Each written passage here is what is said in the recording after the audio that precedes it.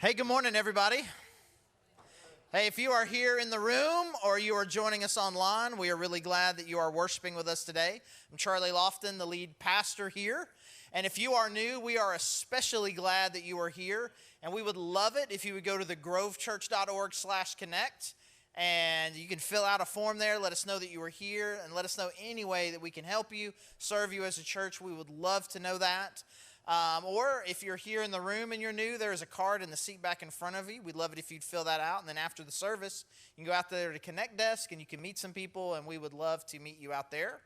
Happy Father's Day, by the way, to any of you dads out there. Really glad that you guys are here. And by no coincidence, just by one of those awesome God things, we're in the book of Proverbs today, where it's talking a lot about just kind of the wisdom of relationships. And Mark, I was pointing at him, and it's not Mark. That's Mrs. Mark and Mama Mark and Dad Mark. Mark's back there, who will be speaking here in a few minutes. Before that, we will have some worship. But before that, if you're here in the room, I encourage you to stand up, say hi to the people around you. If you're watching online, let us know in the chat.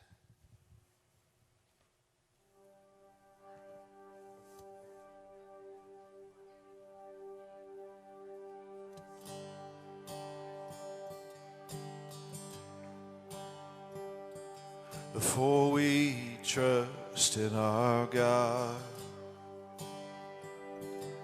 and through His unfailing love, we will not be shaken, we will not be shaken, we will not be shaken.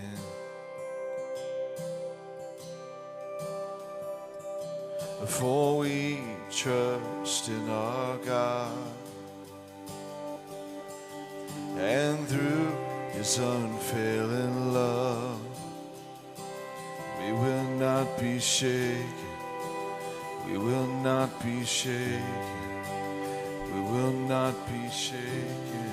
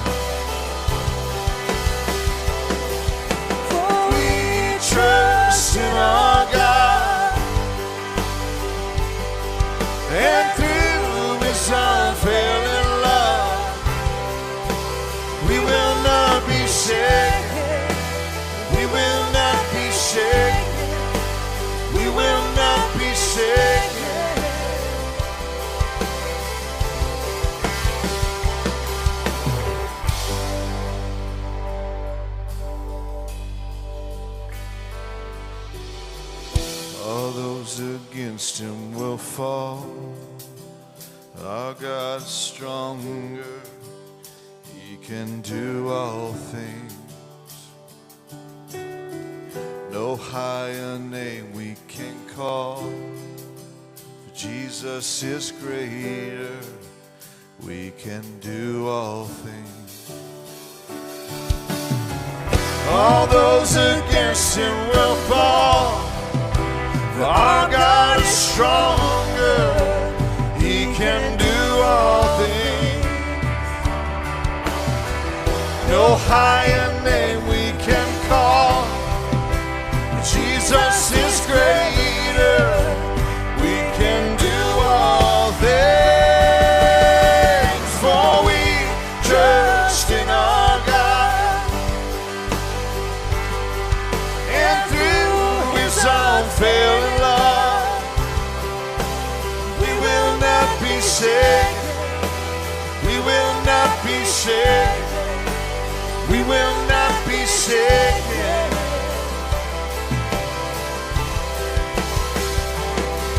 For we trust in our God. Oh, and through his unfailing love, we will not be shaken. We will not be shaken. We will not be shaken.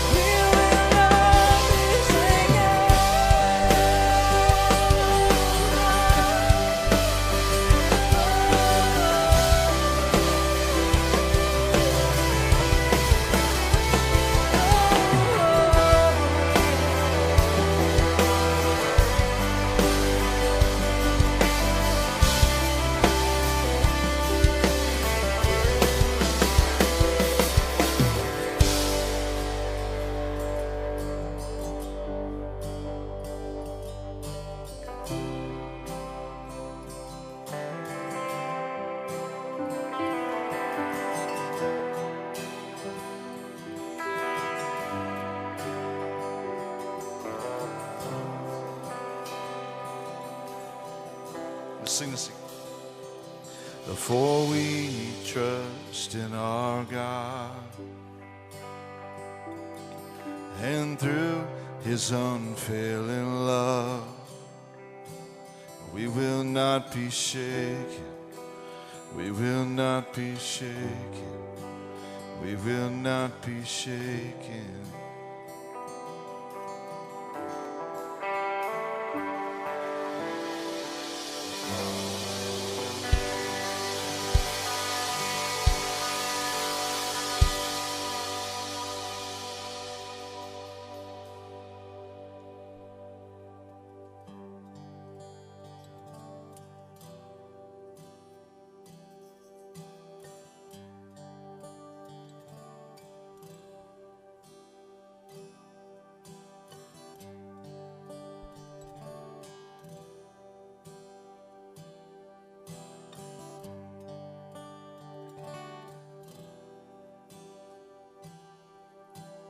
Grander earth has quaked before,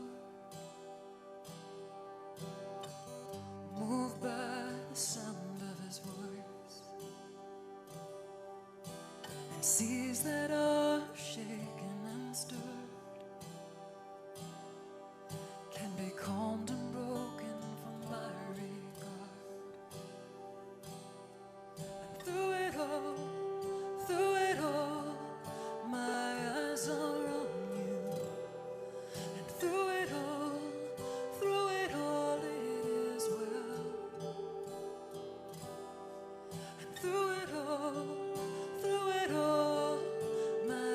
eyes are on you, and it is well with me.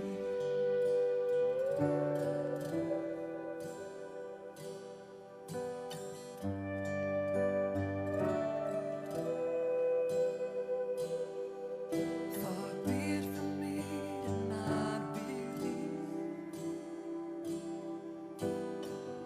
even when my eyes can't see.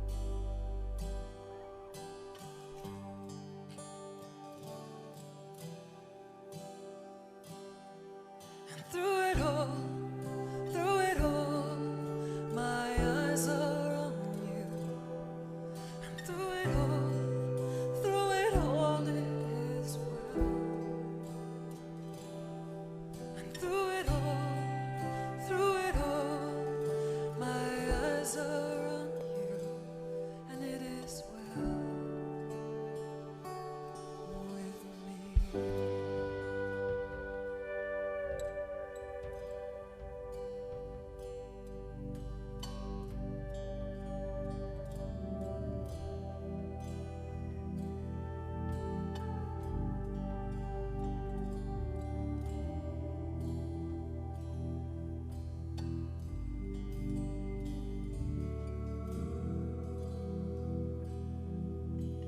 a majestic God we serve. King of majesty, royal, beautiful and gracious. We lift our words and our voices to you and you alone, the God who is worthy. You are wonderful and you are beautiful. And we are so thankful for your love that is undeserving. Thankful for that love that saves, the love that is constant. Father, help us to be more like you. Change our hearts to be in tune with you. Help us to walk with integrity. Not just when we're in these doors or out in public, but when we're alone. Help us to choose what we listen to and what we view with your lens, Lord. The devil is so sly and sneaky.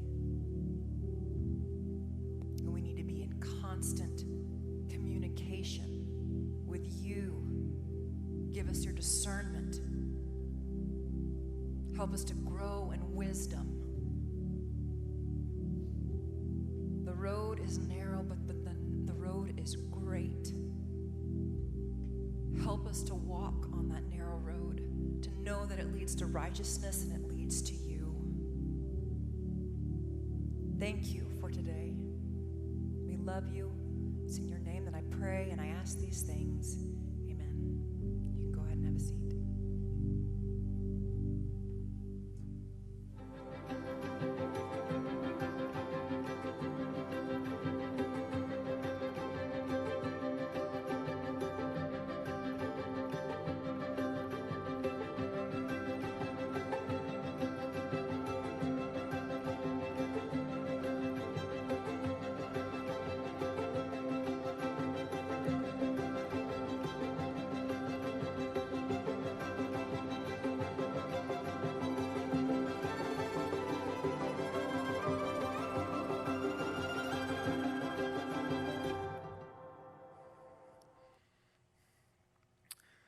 All right, well, hey, good morning.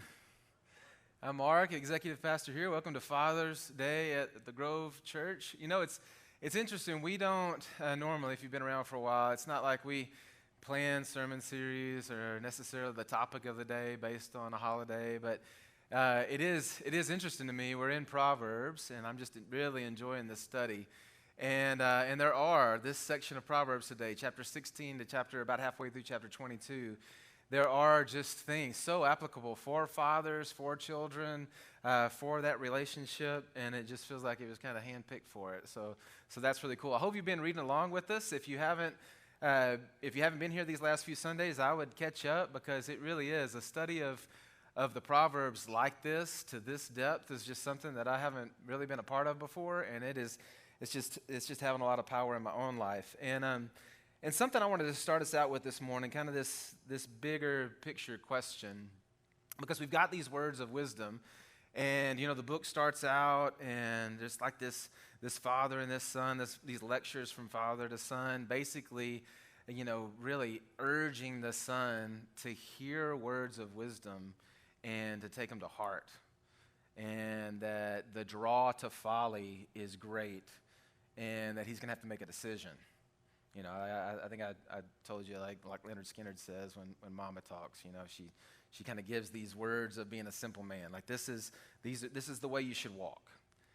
And I think the question for us is, you know, what will it take for us to actually make adjustments based on some word of wisdom that comes across our path? Because largely, you know, we go to places like this, we hear God's word taught or something true said, and everybody nods their head, but to actually adjust, to actually take your life and put it next to whatever that truth is, to evaluate the distance between the two, and to make the adjustments that need to be made, believing that this word of truth, this word of wisdom is the better way. Y'all know that's rare. That is rare. Crazy powerful for people who choose to do it, but just really rare. A lot of hearers, but not very many action takers, you know? A lot of things that I've heard, but very few things that I've really taken the time to adjust my life to. And I got to thinking about it this week. I was at this training for people who live overseas or travel a lot overseas to more volatile places. And it was a training for if you got abducted or if you were interrogated in one of these places, how you would respond to that. And it was really interesting. You guys would love to sit through it. There were these three guys who each of them had a career in actually being the interrogator in different spheres. And so they were teaching us, how this thing works. And one of the guys, he had lived in one of these tough places for 20 years. And just a couple months ago, he was at home. One morning, his wife was on a trip. He and his 2 teenage children were at home. And there was a knock at the door. And he went to answer it thinking it was just the delivery guy. And when he opened the door, 15 men just rushed into the house and started to ransack his house, go through all of his things. They abducted he and his children. They took them to this. He said it was like an old, shady hotel that wasn't operational anymore. And when they pulled up, he thought, oh, this is it. I mean, something could happen to me here, and no one would ever know and be able to find out. So this is it. And then they took him into one room and his children into another room, and they began the interrogation, which by the time it was all said and done was 30 hours. And he said, one, the fear of not knowing what's happening with his children in this other room, but then also they had these 2 guys, and it was good cop, bad cop, and they were drilling him with all these questions. And he said he lasted most of the day. They picked him up about 10 in the morning, and he said about 1 or 2 the next morning, or late at night. They just went all the way through the night. He said it finally hit him. The emotions hit him. The situation hit him. And he just broke down and started to weep. And when this happened, the 2 interrogators both looked at each other, sat back, opened up a package of cigarettes and started to smoke, and said in English, the whole conversation had been in the local language, and said in English, breaking point. And he said, man, I realized they had been trained, and everything up to that point was built to get me to where I was at the end of myself, and now I was just putty in their hands, and they could get whatever answers they wanted from me. What does it take for us to come to that breaking point where we are just putty in God's hands, and he can shape us into exactly what he wants us to be? What does it take for us to come to recognize our limitations, to recognize our misunderstandings and the things that we think are one way, but then obviously God is saying it's a different way, and for us to find the end of ourselves and yield to that? I was doing some work around the house yesterday, and I noticed earlier in our marriage, I would look at tasks around the house or things being broken, and I would just go, oh, I can fix that. I'm not going to pay anybody to fix it again. I'm cheap. So I was always looking for, and I was like, man, surely I can do that. Example, our yard's not very big, and I thought, most of the people in the neighborhood pay a service to do the weed killer service treatment stuff. I can treat it myself.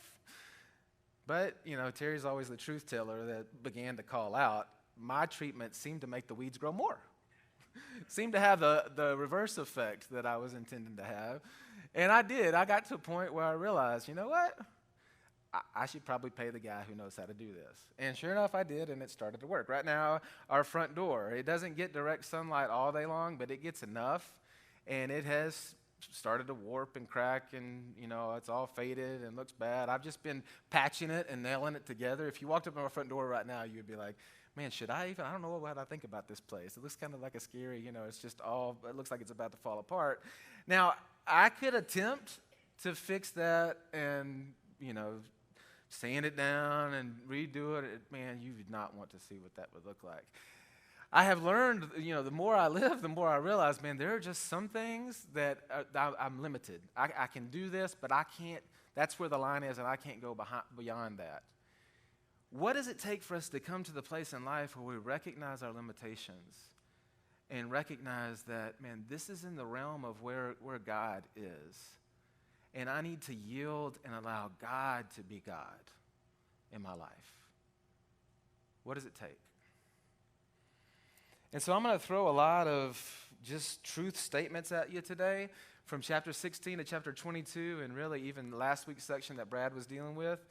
There are these topics, but if you read through it, it's like bing, bing, bing. I mean, it's talking about this. So I'm going to pull them, each one of the major topics, there's a theme, but it's here, and then 20 verses later, it says something about it again, and then 20 verses later, it says something about it again. So I'm just going to try to break it down into 4 big sections, but it's going to be verses from all over these 4 chapters. So the first big one, the Proverbs reveal an elevated view of God. That he is sovereign, and he knows our deepest thoughts and intentions. The Proverbs, this book of wisdom, reveals a very, very, very, very big God. Here's an example, Proverbs 19:21. Many are the plans of a person's heart, but it's the Lord's purpose that prevails. Note, God has a purpose, and he does not fail. And people make plans, but ultimately, God has a purpose, and he does not fail. And so if we're going to view God rightly, we need to view him as very big and in control. Here's a few more for you. I'm not going to put them all on the screen, or give you all the references, but here's some more from this section, chapter 16 to chapter 22. In their hearts, humans plan their course, but the Lord establishes their steps. A person's steps are directed by the Lord. How then can anyone understand his own way? In the Lord's hand, the king's heart is a stream of water that he channels towards all who please him. That those in authority, that their heart is in God's hand like water, and he directs it where he wants to direct it.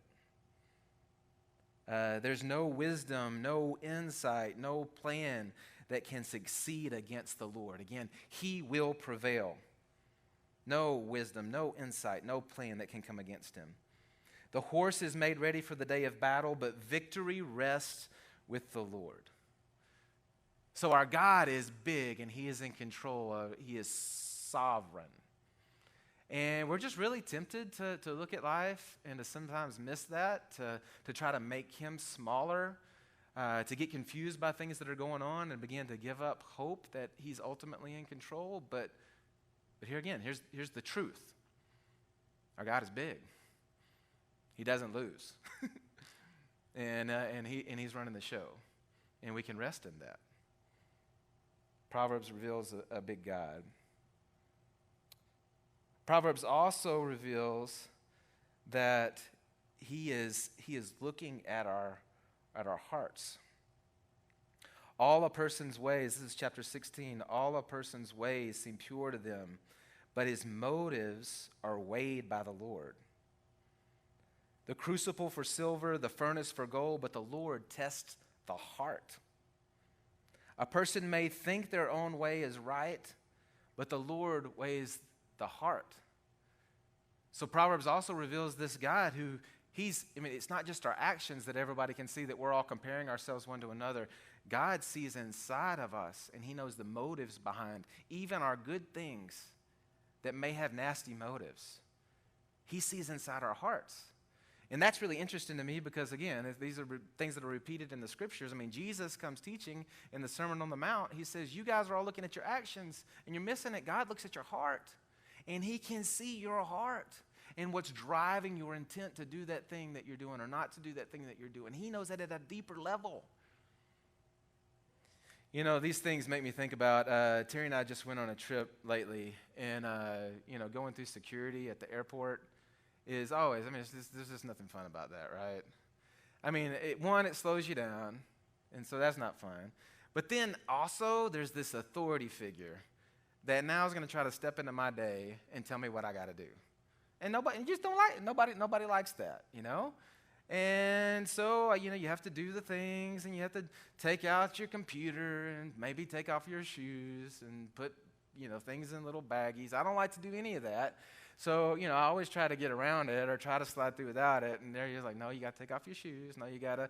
I travel enough that I've got the TSA approved thing, which allows you to do that. Sometimes you don't have to take your computer out.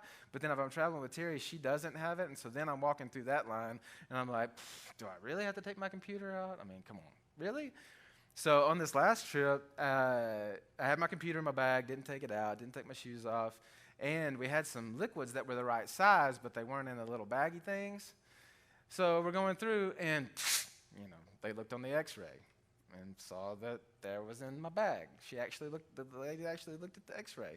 Because they've got this screen that can look into my bag and see what's there if they actually look. So she pulled my bag aside and said, you got to take your computer out. The sign's out there. You got to take your computer out, and the liquids have to be in a bag and set out to the side. And so now my point here is the Proverbs reveal this God who is in control and who is the authority and who can see into our hearts. Now, what I did next probably isn't advisable, but I just got my bag, went to another line, stuck it through, and that lady didn't look at the x-ray, so no problem. But we need to recognize that this is who our God is. And so it's not like you're going to slide something by him, and you may have everybody else fooled, but he doesn't get fooled. And when things don't make sense, we can rest and trust that he's big and in control and he's sovereign. And not to recognize that is to miss not just what some people believe, but to believe that at the core of the universe is true. Our Creator God is in control. Another thing, and this really kind of follows this idea of God being big, the Proverbs warn of an elevated view of man. When we start to puff ourselves up or think of ourselves more highly than we ought, the Proverb says that's not good. Pride goes before destruction, a haughty spirit before a fall. This is one of the things, being a dad, that I have if there's one huge thing I pick up from the Bible, and that I feel like I've experienced in life, is that, God opposes the proud, and he gives grace to the humble. And I want to pass to my family, to my children, man, whatever you do, don't be arrogant. It's like when you become arrogant and prideful that you're just signing up for your own destruction. It's like you're just raising your hand and saying, bring destruction upon me. That's what the Bible says. Look, pride goes before destruction, a haughty spirit before a fall. In Proverbs 18, it says, before a downfall, the heart is haughty, but humility comes before honor. Which both of these pictures, it made me think about, it's like the arrogant truck is hooked to a trailer that destruction is following. And the humble truck is hooked to a trailer where it says there's life, there's honor, the good stuff. And so which truck do you want to drive? You're just asking for it. Proverbs 16, the Lord detests a proud heart. He detests a proud heart. Be sure of this, they will not go unpunished. Chapter 22, humility is the fear of the Lord. So we talked early in Proverbs, the fear of the Lord is the beginning of wisdom. Well, look what it says here. Humility is the fear of the Lord. This is the core of it, that we recognize who he is, and we recognize who we are, and we see that rightly. That's the beginning. That's the fear of the Lord. Its wages, this is what you get for this humility. Its wages, its payment, are riches, honor, and life. I want some riches, honor, and life. It doesn't come by arrogance. It comes by humility. It comes by evaluating yourself correctly. Chapter 20, who can say, and it's the assumed in this statement, assumed no one can say, I have kept my heart pure. I am clean and without sin. Sounds like Romans. All have sinned and fallen short of the glory of God. Well, here it is in Proverbs. Who can say, I've kept my heart pure, I am clean and without sin? No one can. So why are we pretending? Our God is pure and holy, but man, we are in desperate need of him. You know, I don't know if you've ever heard this statement, but I just remember, and I remember hearing a lot, and the first time I heard it, I was like, that really makes a lot of sense. When some little guy was talking smack to some big guy, and somebody else would say, oh man, that dude's, writing checks with his mouth that his body can't cash. Is that not just a great statement? And I've just seen it be so true, Man, don't do that. You're talking smack, and everybody watching is like, man, you better be quiet, or destruction is coming your way. Don't do that. Doesn't make sense. You will be found out. You're playing a game of pretend that will be found out. When that guy has had enough, he will show you and put you in your place. So just keep your mouth shut. And yet, we tend to walk around a lot of times with our nose in the air and our chest stuck out like we're something. And it's a joke. It's a joke in reality. It's like a toy commercial. If you've been a parent for very long, or I remember being a kid and watching these toy commercials and going, oh man, that looks like the coolest toy ever. I remember really wanting I love remote control things, and there was this remote control hovercraft. Oh, the commercial was insane, man. It would go on water, it would go on land, it would go really fast, and it looked like the kid was playing with it forever.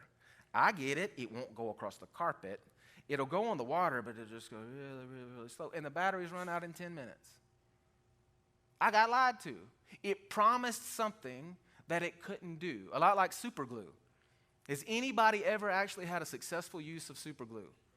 The commercial says I can, take a bowling ball and stick some super glue on it and stick it on the ceiling and it'll stay there forever. Not happened once. I have never successfully fixed anything with super glue. I have successfully stuck my two fingers together and lost my fingerprints over it, but I have never successfully used super glue. It's a joke. Super glue's walking around with his nose in the air and all the time. It can't do nothing. Has anybody ever actually used super glue and had success with it? All right. I need to be taught how to do it correctly because evidently I'm not doing it correctly. But that's what we are when we're arrogant. We're just a joke. Proverbs says, hey, don't look at yourself like that. Downfall comes to that person. Destruction comes to that person. Look what he said, they will not go unpunished. Man, I don't know about y'all, but I want to be humble. All right, also the Proverbs provide tips for successful communication. Man, there are a lot of Proverbs in this section about the use of our words. And it talks about the tongue, but I just say for us, it is very applicable for verbal or written communication, that there is power here, and we better be really careful with this bomb, this powerful thing that we have, how we yield it. Look what it says, the tongue has the power of life and death, and those who love it will eat its fruit. Here's some more. Gracious words are a honeycomb, sweet to the soul and healing to the bones. Those are gracious words. Gold there is and rubies in abundance, but lips that speak knowledge are a rare jewel. It's powerful, and we need to be careful what we do with it. And with our words, we have the opportunity to give life or to give death. And most of us, it seems like, are just too immature to use this power rightly. 4th of July is coming. And one thing I've noticed is that parents really disagree on what age a child is old enough to play with fireworks. Because we've hung out with family and friends before where, there's a little toddler and they're handing bottle rockets to him. And that's not good. I think I'm a little bit afraid because when I was little, I had a sparkler and then dropped it on the ground, and we'd been swimming, and I was barefoot, and I stepped on it. So ever since then, I'm like, man, even sparklers. I mean, we've given them to our little ones before, and the little sparks come off and hit their arm, and then they're like, what just happened? Well, you just got burnt because you're holding fire in your hand, right? We were with some family one time, and they had these big, huge sparklers, and the kids were running around, and the fire was going off in their hair and things. I'm thinking, this is not good. This is not good. You need to be of a certain age and maturity to be able to have an explosive in your hand. Can we just not all agree about that, you know? But that's what we are with words. We're just using them, thinking that there's no accountability. I love it. I was telling Terry the other day, it seems like there has really been a ramp up of accountability of what people put out there online, you know, what they say. I think a lot of people thought, well, I'm not accountable for this. But guess what? You are. You just said something, and it matters what you say.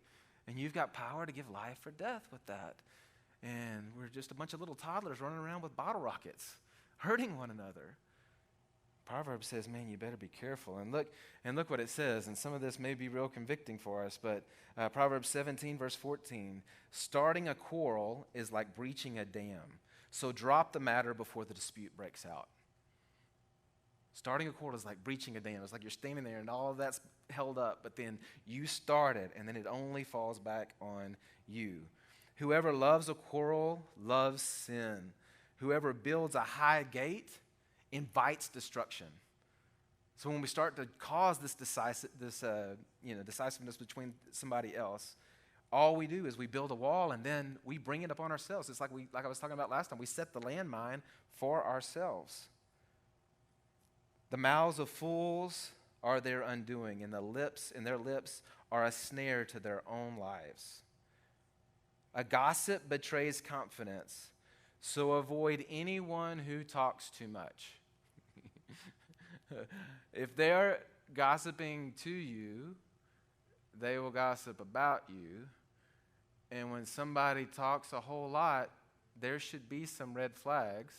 If you're the one that's talking a whole lot, really some red flags. There should be some red flags where we go, hey, you know what? This might not be a person that I want to be around a whole lot. Be careful. Avoid them. Here's in the same thought, chapter 17, verse 28. Even fools, this is a ticket to get wise and to be smart right now. I can increase your IQ significantly just with this one proverb. Even fools are thought wise if they keep silence, and discerning if they hold their tongue.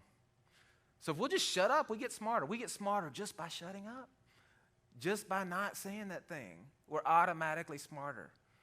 And is it not true, the people that you've known, people that I really respect a lot, that it seems like the words that they say are just powerful? You can tell they're filtering, they're listening, they're trying to understand the other side of the story, and when they speak, their words have power, but their words are few. And people who just fill everything up with a lot of words, a lot of those words, the times that I've done that, there are words that I said that I wish I could take back. Man, if I had just held that one in. I revealed my ignorance, or I revealed, that thing in my heart that I really didn't want to say. I need to be careful with my words. They need to be few. That's a big theme of this. Fools find no pleasure in understanding, but delight in just airing their own opinions. This is one I've shared with you before that really impacted me a few years ago that kind of sums this up. The words of the mouth are deep waters, but the fountain of wisdom is a rushing stream. I just love that picture. That we say a lot of words and it's just a deep sea of words, but words of wisdom are alive, they're moving waters, and it's few, but they're powerful. If you were to look at your life and say, the way I use my words, is it a deep ocean of words, or is it this rushing stream, life-giving stream? To answer before listening, that is folly and shame. To start giving an answer before you've even heard the other side of the story. And when I thought about this, it really does. It feels like there's this picture being drawn of leaving enough space between you and the other person in communication that you're just not filling up all the space with your words and thoughts, but you're leaving room for their thoughts and opinions. And so you can honestly have a conversation where you're both, I like coffee. I like coffee black. So when I go to a coffee shop and they say, do you want me to leave room? I laugh. What am I leaving room for? No, I don't want to leave room. Fill my coffee up to the top of the cup. And so that's the way I drink coffee. I tried to make Terry some coffee the other day, and she likes some cream in it, and I didn't leave room. I filled it up with so much coffee that when I was finished, it was just a little bit lighter shade of black. She likes it more of a tan color. I wasn't able to achieve that because I filled it too much, too full, and I didn't leave any room for the sweet stuff. We got to be real careful that we're just not filling up all the space with our opinions and thoughts, but we're leaving room. We're listening first and then following with our thoughts. Also, and last here, the Proverbs give guidance in various relationships in our life. Whoever would foster love covers over an offense, but whoever repeats the matter separates close friends. I'm going to tell y'all, that's a tough one. If you've been offended, if you've been hurt, it's just really easy, even if it's years ago and it's long past and it's been forgiven, to at the right appropriate moment to bring it back up and tag somebody with it and repeat the matter over and over and over again. And Proverbs says you need to be real careful with that. That's what separates close friends. It would be better to cover over an offense. Here's chapter 17, better a dry crust with peace and quiet than a house full of feasting with strife. It would be better to have less and have peace than to have more things and be in a house full of strife. A person's wisdom yields patience. And it is to one's glory to overlook an offense. And I'm just going to tell you, this one for me personally is really hard. To be hurt, to be offended, and to not immediately throw my fist up, but to drop my fist and not pick the fight, that's hard. Proverbs says that this is what a wise person does. They're patient, and they're willing to overlook an offense. You know, we're just so quick to go straight to the quarrel, and we saw what it said earlier about that. Here's a few things for friends. A friend loves at all time, and a brother is born for a time of adversity. That's the kind of friend I want to be, the one that shows up when things get tough. One who has unreliable friends soon comes to ruin. But there is a friend that sticks closer than a brother. I love this one. You know, this Proverbs has been talking about this marriage relationship, and listen to this. He who finds a wife finds what is good and receives favor from the Lord. Marriage is a good thing, but it's better to live in a desert than with a quarrelsome and nagging wife. Which, by the way, I think this goes both ways. It's better to live in a desert than with a quarrelsome and nagging husband as well. Amen. A foolish child is a father's ruin, and a quarrelsome wife is like a constant dripping of a leaking roof. Listen to this one. Discipline your children, for in that there is hope. Do not be a willing party to their death. And I can just say, man, but trying to figure out how to be a parent, that this discipline thing, it's just hard. Like, what's the appropriate amount? It's the thing I hate the worst. Man, I say don't do that, and then you do it, and now, discipline is needed, but man, I want love, and I don't want. I remember being overseas one time, and a friend of mine, his child was acting up, and he scolded him, and then I said, I'm curious, man, how does in this culture, how does everybody view discipline? And I said, when they do what they're not supposed to do, what do you do? And he said, oh, the child will receive the father's love. I thought, man, that was a really nice way to say that. I knew what he meant by that. I was like, that's a really nice way to say that. The child will receive the father's love. That's from Proverbs. Because Proverbs says, discipline your children, for in that there is hope. To not do that is to be a willing party in their death. We have to discipline. Just in the same way that God disciplines us. If someone curses their father or mother, their lamp will be snuffed out in pitch darkness. If you want to give a memory verse to your children, here it is.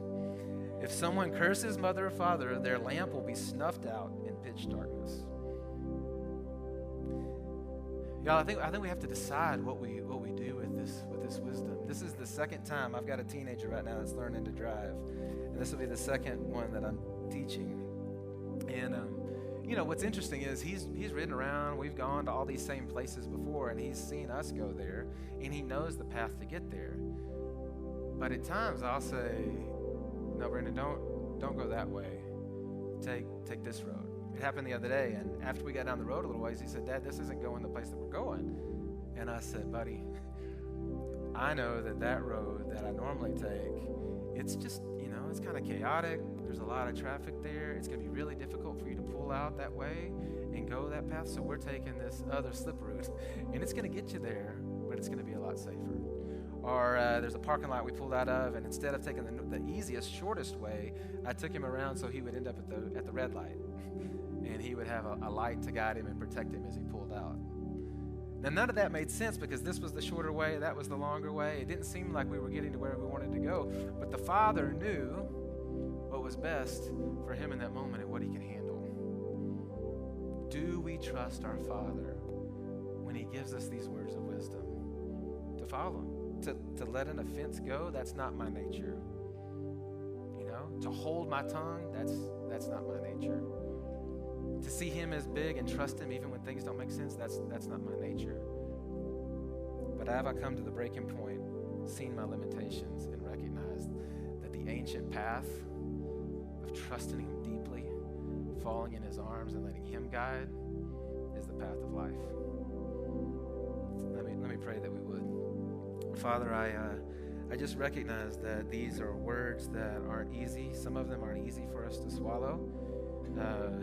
Some of us, and it's just so quick for our words to be many. And you're challenging us that maybe we need to back off and listen more and talk less. For some of us that are quick to raise our fist or quick to think too highly of ourselves, to probably for everybody in the room, there's one of these things that's just not, that doesn't come easy to us, and it doesn't feel natural to us, and it's going to require faith to trust you that your way is better.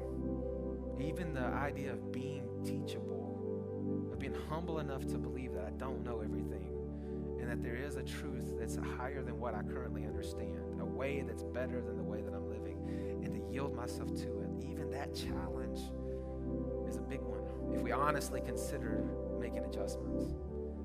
So, Father, I pray that you would give us the faith, you'd give us the courage, and you'd help us to look at life correctly so that we could follow you. And all of this blessing and life and good stuff that you talk about, that it would be what would follow behind us in our wake. To your glory. Amen.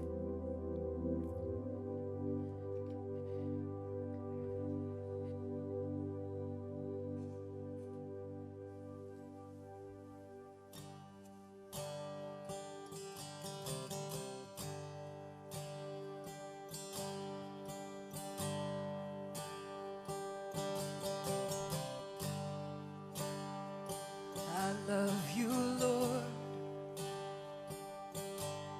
Oh, your mercy never fails me. And all my days I've been held in your hands.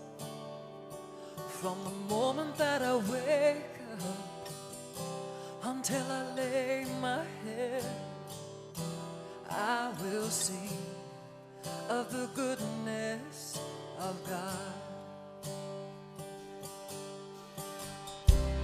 And all my life you have been faithful. And all my life you have been so, so good. With every breath that I am able, I will sing of the goodness of God. I love your voice.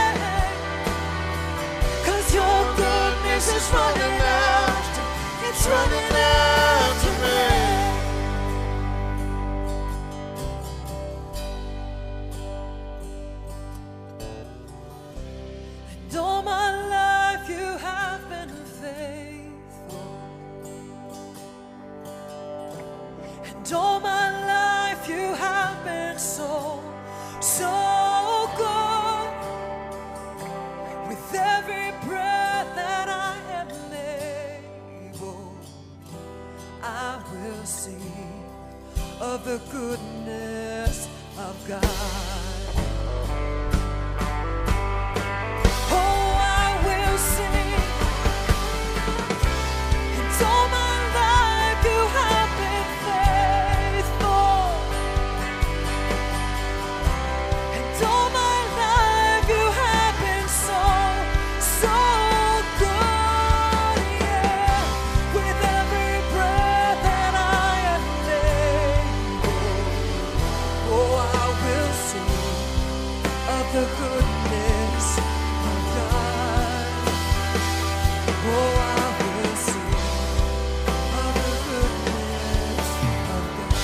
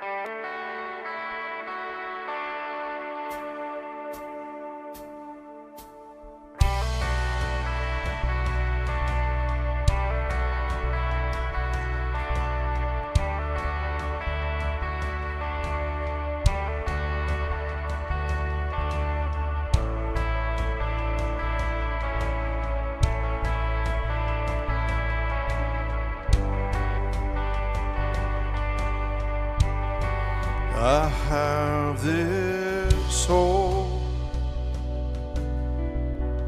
as an anchor for my soul. Through every storm, I will hold to you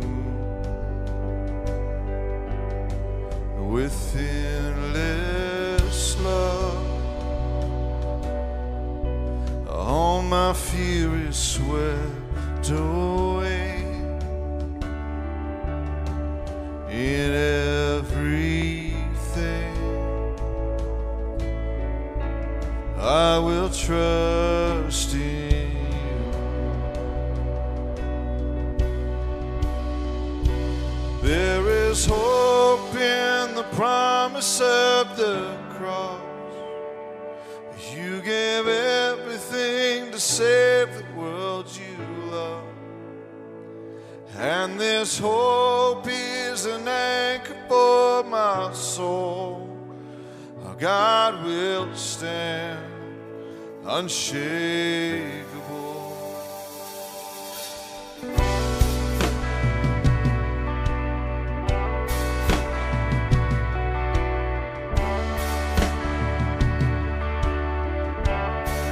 Unchanging one,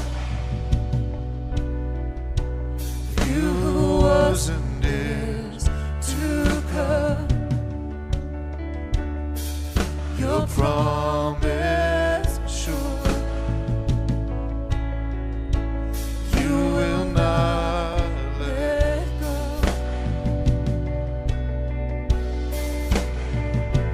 There is hope in the promise of the cross. You gave everything to save the world you love. And this hope is an anchor for my soul. Our God will stand unshakable. There is hope in the promise of the cross. You gave everything to save the world you love. And this hope is an anchor for my soul. Our God will stand unshakable.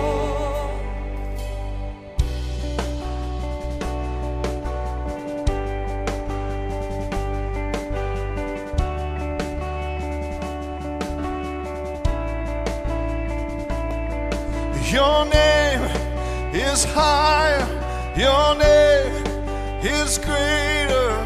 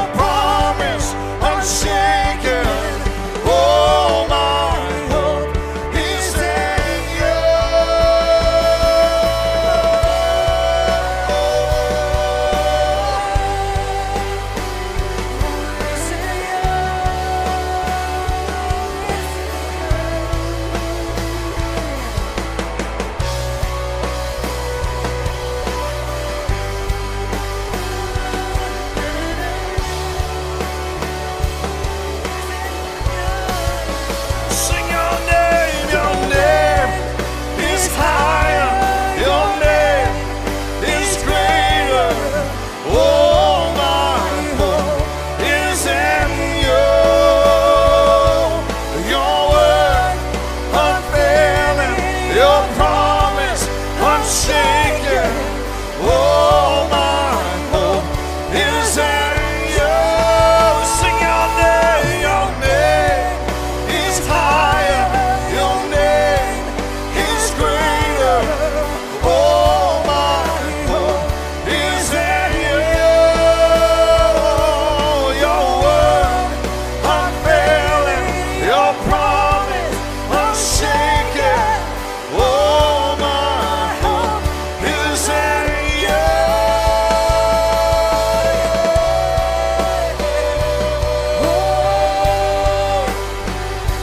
Some my hope,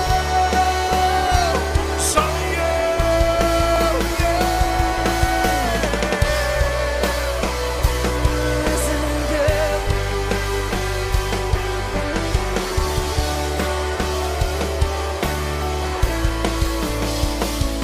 There is hope in the promise of the cross. You gave everything to save the world you love. And this hope is an anchor for my soul. God will stand unshakable. And there is hope in the promise of the cross. You gave everything to save the world you love. And this hope is an anchor for my soul. God will stand unshakable.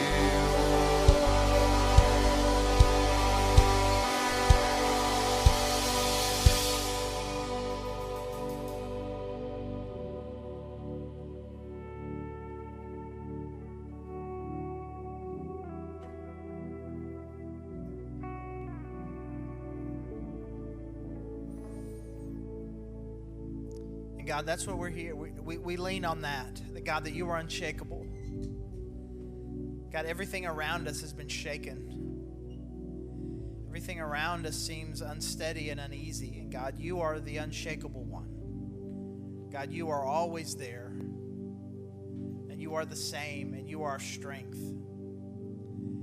And God, I pray that we would stop leaning on all those other things. And that, God, that we would lean on you.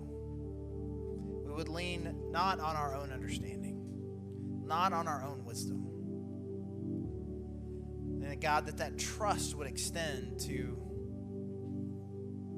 following. That we would listen to what you say and allow you to change us.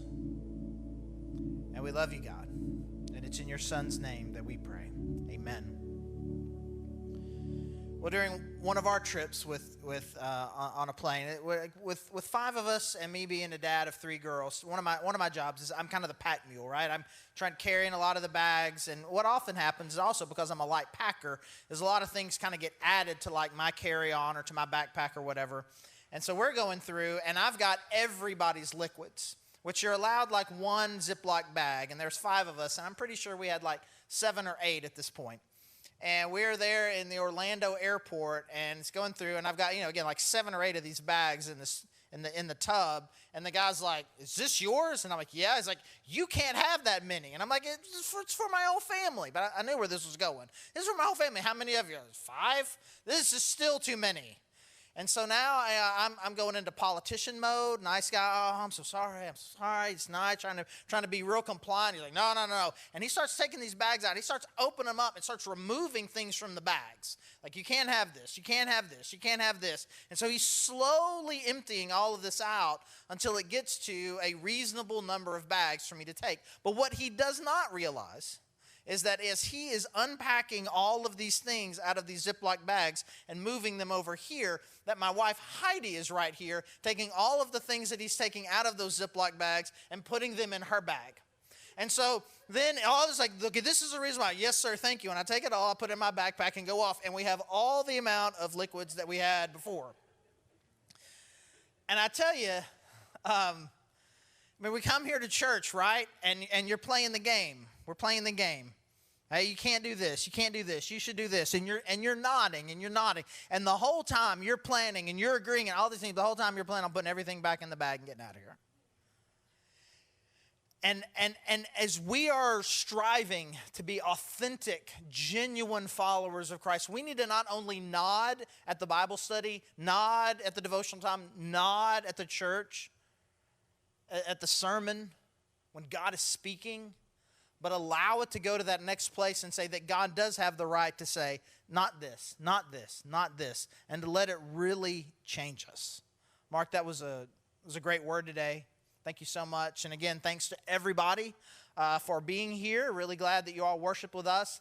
As always, if you want to know about the things that are going on, thegrovechurch.org/connect is the best place for that. I know that there's some women's events that are coming up that are really great. They're going to need some sign-ups. Encourage you to go there and find out about that, everything else that's going on. And if you're new, again, that is one of your best kind of on-ramps, is to go to thegrovechurch.org/connect. There's a form that you fill out.